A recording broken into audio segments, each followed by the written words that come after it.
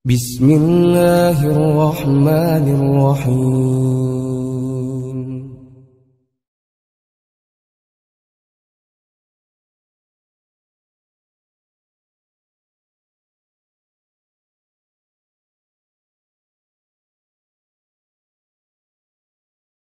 Innal hamdalillah nahmaduhu wa nasta'inuhu wa nastaghfiruh wa na'udzubillahi min sururi anfusina wa min sayyiati a'malina may yahdihillahu fala mudhillalah wa may yudlil fala hadiyalah. Asyhadu an la ilaha illallah wahdahu la syarikalah wa asyhadu anna Muhammadan abduhu wa rasuluh. Ikhwatu iman rahimakumullah. Alhamdulillah, puji dan syukur marilah kita panjatkan kehadirat Ilahi Rabbi yang telah memberikan berbagai kenikmatan kepada kita semua, terutama nikmat iman serta Islam, juga nikmat masih diberi keleluasaan waktu sehingga kita semua masih bisa bertemu, bertatap muka dalam kajian online PC Persis Bale Endah. Pada kesempatan ini saya akan membahas materi yang berkaitan dengan masalah jujur dan bohong. Dalam salah satu hadis yang diriwayatkan oleh Imam Bukhari, Imam Muslim, Ahmad dan Tirmidzi, an Abdillah radhiyallahu anhu qala, dari Abdullah, semoga Allah meridhoinya, dia berkata, qala Rasulullah sallallahu alaihi wasallam, Rasulullah sallallahu alaihi wasallam bersabda, alaikum bisidqi fa inna sidqa yahdi ilal birri wa innal birra yahdi ilal jannah. Hendaklah kalian jujur, karena kejujuran itu membimbing kepada kebaikan, dan kebaikan itu membimbing ke surga. Wa ma yazalur rajulu yasduqu wa yataharral sidqa hatta yuktaba indallahi siddiqan. Dan tidaklah seorang senantiasa berlaku jujur, berbuat jujur, serta mencari kebenaran hingga dia dicatat di sisi Allah sebagai orang yang senantiasa jujur. Wa iyyakum wal kadziba fa innal kadziba yahdi ilal fujur wa innal fujura yahdi ilan nar. Dan janganlah kamu berbohong, karena sesungguhnya kebohongan itu membimbing kepada kedurhakaan. Kebohongan itu menyeret kepada kedurhakaan. Dan sesungguhnya kedurhakaan itu akan membawa ke neraka. Wa ma yazalur rajulu yakzibu wa yataharral kadziba hatta yuktaba indallahi kadzaban. Dan tidaklah seseorang senantiasa berbuat bohong dan mencari kebohongan hingga dicatat di sisi Allah sebagai seorang pembohong. Ikhwati iman hukmullah, Islam sangat menjunjung tinggi nilai-nilai kejujuran, baik jujur dalam ucapan maupun dalam perbuatan. Kejujuran yang akan menunjukkan baik buruknya integritas moral seseorang. Kejujuran menunjukkan baik buruknya akhlak seseorang. Orang yang memiliki sifat jujur itu hidupnya akan bahagia, hatinya akan tenang, tidak akan ada rasa gelisah dan ketakutan.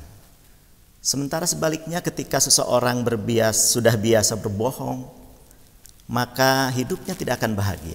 Ia akan senantiasa dihantui oleh keresahan dan kegelisahan, bahkan rasa bersalah yang berkepanjangan dalam hidupnya. Ikhwati man hukumullah, memang di era keterbukaan seperti ini banyak orang yang berbicara tentang kejujuran. Jujur dalam bekerja, jujur dalam bergaul, jujur dalam berpolitik, dan lain sebagainya. Namun sayangnya masih sedikit sekali orang-orang yang mengamalkan kejujuran itu sendiri. Kejujuran sudah seperti barang langka yang sangat mahal dan sulit didapatkan.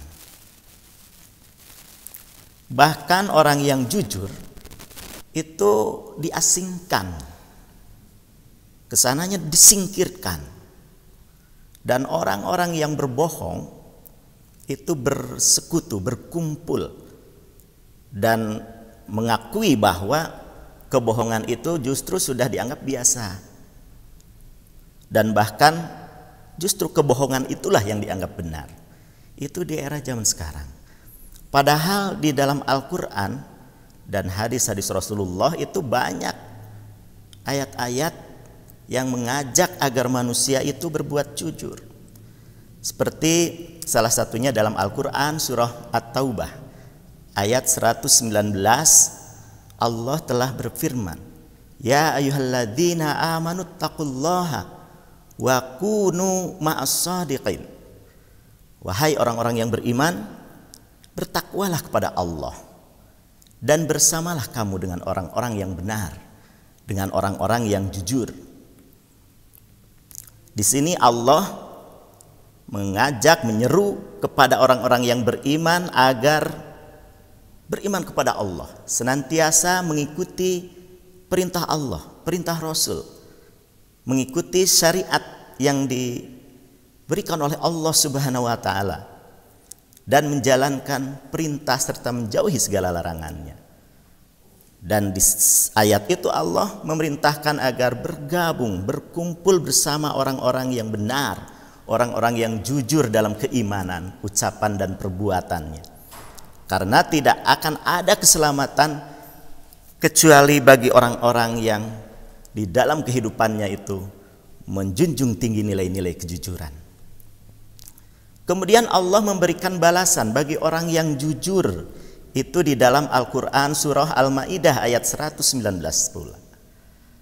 Allah berfirman, Hada yaumu yanfa'us sadiqina sidquhum. Inilah saat orang-orang yang benar, orang-orang yang jujur memperoleh manfaat dari kejujurannya. Lahum jannatun tajri min tahtihal anhar. Bagi mereka memperoleh surga yang di bawahnya mengalir sungai-sungai. Khalidina fiha abada. Mereka kekal di dalamnya selama-lamanya. Radhiyallahu anhum wa radu'an. Dzalikal fawzul azim. Allah ridho terhadap mereka dan mereka pun ridho terhadap Allah. Itulah kemenangan yang agung. Demikian dikatakan oleh Allah Subhanahu wa taala. Ikhwati iman hukumullah, jujur itu maknanya adalah mutabiqatul khabar lil waqi. Hadza fil asli. Jujur adalah kesesuaian antara informasi dan realita dan kenyataan. Dan ini adalah makna jujur pada asalnya, pada pokoknya. Jadi jujur di sini adalah diartikan sebagai jujur dari perkataan. Seseorang yang mengatakan sesuatu, mengabarkan sesuatu, dan kabar itu sesuai dengan realita sebenarnya. Itu adalah makna jujur. Karena memang jujur itu mencakup di perkataan dan perbuatan. Bahkan dikatakan bahwa as-sidqu fil aqwal wal a'mal wa huwa alamatul iman. Jujur dalam perkataan dan perbuatan itu menunjukkan kepada keimanan seseorang. Nah, ikhwati iman hukumullah, berita itu ada yang disampaikan dengan lisan, tapi ada juga yang disampaikan dengan perbuatan. Karena itu jujur dibagi dua, yaitu jujur terhadap lisan dengan lisan dan jujur dengan perbuatan. Nah, berita yang disampaikan dengan lisan itulah yang dikatakan sebagai perkataan. Orang yang jujur dalam perkataan, ia akan berkata sesuai dengan realita yang sebenarnya. Misalnya, ketika kita menginformasikan bahwa hari ini adalah hari Rabu, maka orang itu dikatakan benar ketika memang benar hari ini adalah hari Rabu. Tapi ketika kita mengatakan, seseorang mengatakan bahwa hari ini adalah hari Jumat, padahal sebetulnya adalah hari Rabu, maka dia sudah dikatakan sebagai pembohong. Nah, ikhwati iman hukumullah, kemudian berita yang disampaikan dengan anggota badan kita, itulah yang disebut perbuatan. Fasidku fil af'al huwa ayyakunal insan batinuhu muwafiqan lidzahirihi. Orang dikatakan jujur dalam perbuatan itu apabila keadaan seseorang, batinnya, hatinya itu sesuai dengan lahirnya, sesuai dengan perbuatannya. Ketika perbuatan yang dia lakukan sesuai dengan apa yang ada, yang terbersit di dalam hatinya, maka dia dikatakan sebagai seorang yang jujur. Dan seseorang dikatakan berbohong dengan perbuatan jika orang itu melakukan sesuatu perbuatan yang bertentangan dengan apa yang ada di dalam hatinya. Contohnya misalkan orang yang beribadah tapi dasarnya riya, ingin dipuji orang, ingin dilihat orang, maka dia dikatakan tidak jujur karena dia menampakkan kepada orang lain bahwa ia seolah-olah ahli ibadah, tapi sebenarnya tidak. Contoh lagi orang musyrik.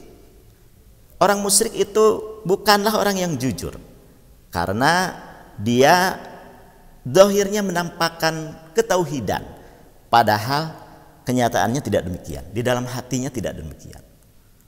Begitu juga orang munafik. Orang munafik itu dikatakan orang yang tidak jujur karena dia menampakkan keimanan, padahal kenyataannya dia tidak beriman kepada Allah. Dan begitu juga orang-orang yang melakukan bid'ah tidak disebut sebagai orang yang jujur karena dia menampakkan diri sebagai orang yang mengikuti sunnah Rasul secara dohirnya, padahal tidak, karena apa yang dia lakukan itu bukan bersumber dari Rasulullah Sallallahu Alaihi Wasallam. Ikhwatul iman hukumullah.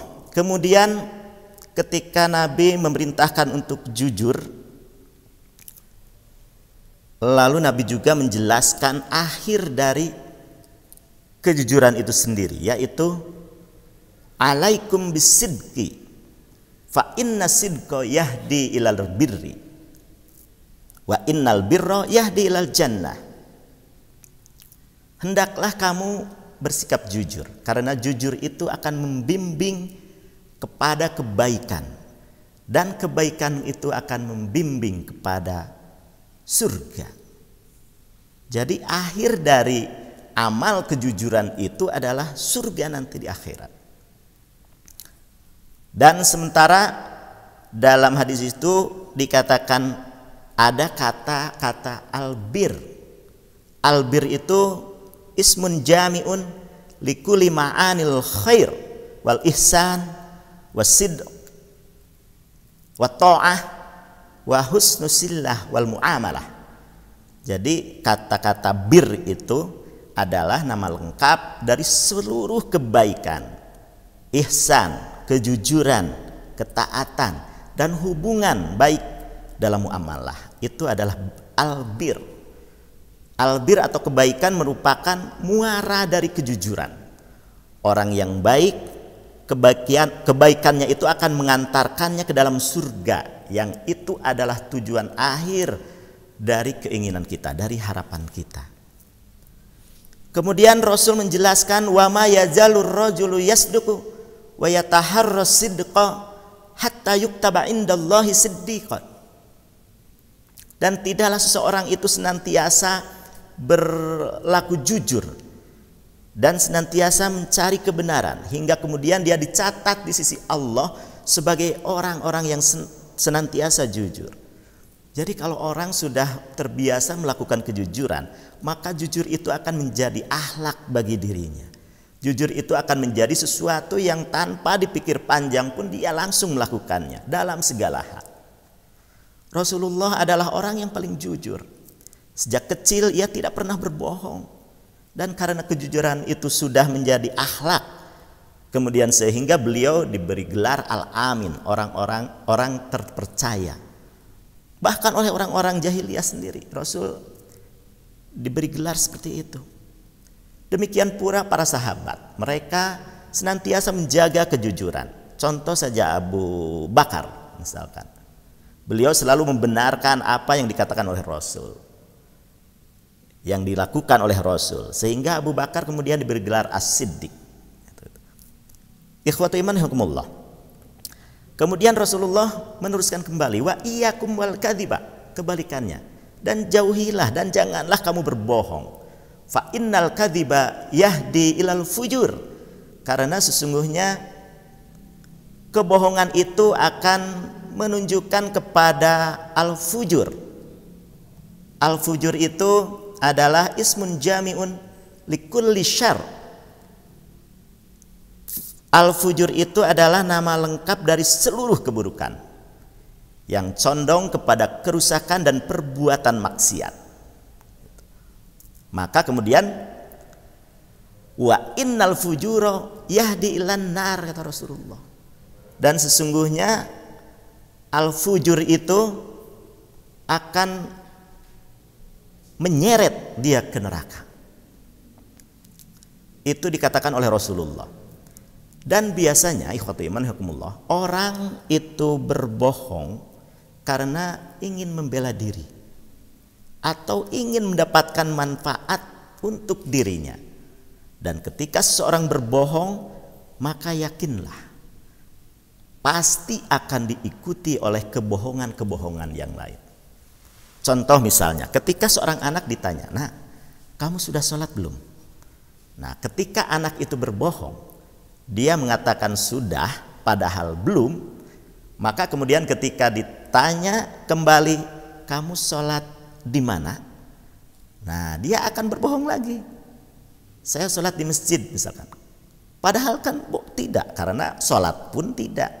Ketika ditanya sholatnya di mana, terpaksa dia berbohong kembali, mengikuti kebohongan yang pertama. Kemudian ketika ditanya lagi, "Kamu sholat di masjidnya itu berjamaah atau munfarid?" Dia akan berbohong lagi. Karena apa? Karena kebohongan pertama, kebohongan kedua akan diikuti oleh kebohongan-kebohongan yang lainnya. Dan kemudian itu sudah menjadi akhlak dalam dirinya, sehingga ketika dia melakukan kebohongan-kebohongan itu, dia sudah tidak merasa bahwa itu adalah suatu dosa. Itu kalau sudah dibiasakan. Contoh lain ketika zaman sekarang, banyak ketika seseorang membuat laporan-laporan atas proyek-proyek yang dia lakukan. Mereka melakukan kebohongan-kebohongan dengan memarkup dari anggaran-anggaran yang dia buat, yang dia lakukan. Belanja jumlahnya hanya 5 tapi dilaporkan kemudian 10. Bahkan tidak belanja tapi dilaporkan belanja. Nah, itu ketika ada yang orang yang memeriksa, pasti akan diikuti oleh kebohongan-kebohongan. Ketika kita melakukan satu kebohongan, itu akan diikuti oleh kebohongan-kebohongan yang lain. Ikhwatu iman hukumullah. Rasul kemudian menuliskan, wa ma yajalur rajulul yaktubu wa ma yajalur rajulu yakdzibu, dan tidaklah seseorang itu senantiasa berlaku bohong, berbuat bohong, wa yataharral kadziba, dan mencari kebohongan-kebohongan, hatta yuktaba indallahi kadzaban, sehingga dia dicatat di sisi Allah sebagai seorang pembohong. Bohong merupakan perbuatan yang diharamkan. Bahkan sebagian ulama mensinyalir bahwa bohong itu termasuk dosa yang besar dan dikatakan sebagai salah satu dari tanda-tanda orang yang munafik. Berbohong seperti apapun bentuknya itu tidak boleh dilakukan, haram dilakukan. Namun dalam salah satu hadis dikatakan bahwa para ulama pun mereka memiliki pendapat bahwa ada 3 bohong yang diperbolehkan. Seperti yang diriwayatkan dalam hadis Imam Muslim. Ibnu Syihab dia berkata, walam asma' yurahhasu fis syai'i mimma yaqulun nasu kadzibun illa fi thalathin. Saya tidak pernah mendengar diperbolehkannya dusta yang diucapkan oleh manusia itu kecuali dalam 3 hal. Al-harbu wal islahu bainan nas wa hadisul rajuli imra'atahu wa hadisul mar'ati zaujaha. Pertama adalah dusta dalam peperangan. Kedua adalah dusta untuk mendamaikan pihak-pihak yang bertikai. Dan ketiga adalah dusta suami terhadap istri atau dusta istri terhadap suaminya untuk meraih kebahagiaan atau menghindari keburukan. Itu yang diriwayatkan dalam hadis riwayat Imam Muslim. Dan sebagian ulama berkata bahwa yang dimaksud bohong dalam hadis ini adalah berbohong dari kebaikan, berbohong demi kebaikan yang disebut dengan tauriyah. Tauriyah itu adalah lafadz yang memiliki makna ganda gitu. Jadi bohong di sini bukan bohong yang sesungguhnya, tapi bohong demi untuk kebaikan-kebaikan. Seperti contohnya ketika kita ingin mendamaikan seseorang, maka kita berbohong demi untuk 2 orang yang bertikai itu menjadi kembali bersatu, kembali berbaikan. Demikian juga ketika kita antara suami dan istri dalam satu hal kita berbohong demi untuk menjaga kebaikan-kebaikan antara hubungan suami istri. Itu dibolehkan. Ikhwatu iman hukumullah, termasuk ketika Nabi Ibrahim alaihissalam, beliau bayangkan disebutkan dalam salah satu hadis bahwa beliau itu sepanjang hidupnya hanya melakukan 3 kali kebohongan. Itu pun kebohongan yang dikategorikan sebagai tauriyah, kebohongan yang bukan kebohongan sesungguhnya.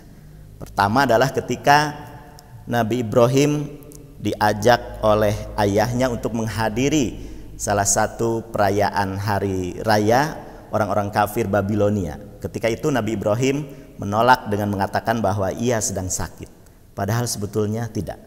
Itu kebohongan yang pertama.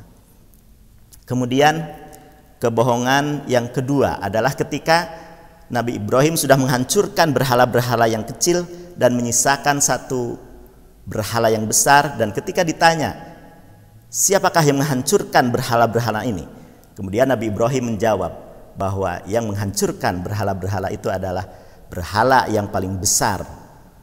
Itu adalah kebohongan yang kedua. Dan ketiga adalah kebohongan ketika Nabi Ibrahim ditanya oleh tentara Fir'aun bahwa siapakah yang bersama dia. Ketika itu Nabi Ibrahim dan Sarah istrinya sedang berada dalam suatu tempat yang dalam wilayah kekuasaan Fir'aun. Dan ketika ditanya siapa yang bersama Anda, maka Nabi Ibrahim menjawab, dia adalah saudaraku.